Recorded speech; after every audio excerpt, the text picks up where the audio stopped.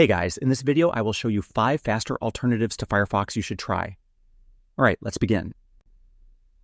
First up is LibreWolf. It's a privacy-focused browser built on Firefox but with better speed and no telemetry. It removes unnecessary features and focuses on performance and user control. Next is Zen Browser. It's lightweight and minimal, making it ideal for fast browsing with fewer distractions.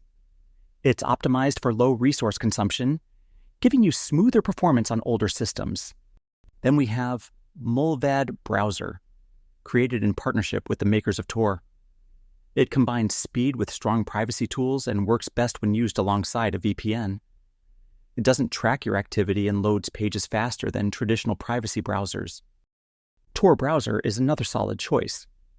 While known for anonymity, its latest updates have improved performance significantly.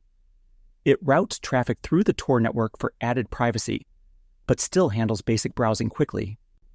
Lastly, there's Vivaldi. It's packed with features like split-screen browsing and built-in notes, but still performs efficiently thanks to its Chromium base.